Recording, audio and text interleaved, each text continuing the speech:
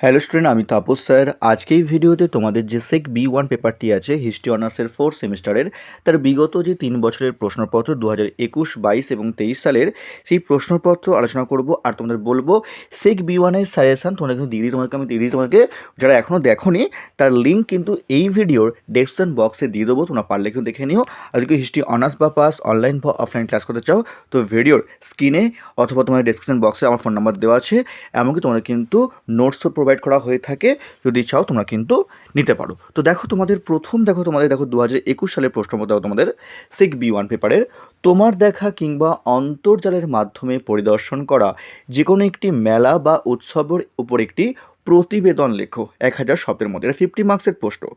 Next তোমাদের 15 মার্কসের প্রশ্ন তোমাদের জনপ্রিয় সংস্কৃতির বৈশিষ্ট্যগুলো আলোচনা করো। তারপর কিভাবে লোকশিল্প মানুষের সংস্কৃতি বুঝতে সাহায্য করে।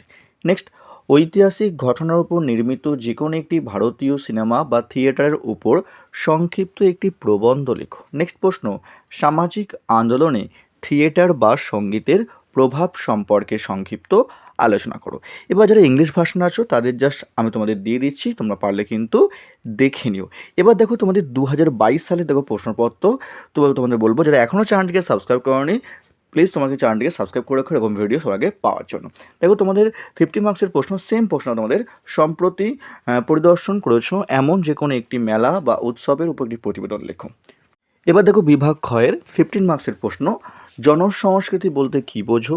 নেক্সট ঐতিহাসিক ঘটনার উপর নির্মিত যে কোনো একটি ভারতীয় সিনেমার উপর সংক্ষিপ্ত আলোচনা করো। তারপর সামাজিক আন্দোলনে থিয়েটারের প্রভাব সম্পর্কে আলোচনা করো।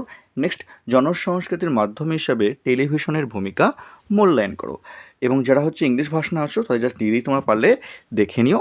এবার লাস্ট তোমাদের 2023 সালে তোমাদের যে প্রশ্নপত্র তোমাদের প্রথমে তোমাদের 50 মার্কসের প্রশ্ন তোমাদের সম্প্রতি পরিদর্শন করেছো এমন যে কোনো একটি মেলা বা উৎসবের উপর একটি প্রতিবেদন লেখো।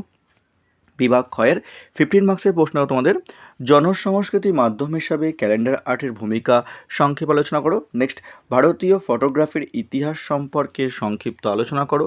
নেক্সট 1950-এর দশকে ভারতীয় চলচ্চিত্রের মাধ্যমে জাতীয়তাবাদী ভাবধারার প্রসার সম্পর্কে আলোচনা করো।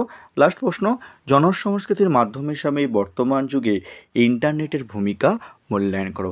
আর তোমরা যারা ইংলিশ ভাষা আছো তাদের জাস্ট আমি দিয়ে দিচ্ছি, তোমরা পারলে দেখে নিও। আর এই ছিল তোমাদের বিগত 3 বছর যে প্রশ্নপত্র 2021, 22, 23 সালের তোমাদের আলোচনা করলাম। যদি ভিডিওটি ভালো লাগে অবশ্যই লাইক করো, আর যারা এখনও চ্যানেলটিকে সাবস্ক্রাইব করোনি পারলে তোমার চ্যানেলটিকে সাবস্ক্রাইব করে রেখো। তো আজকের মতো এইটুকুই।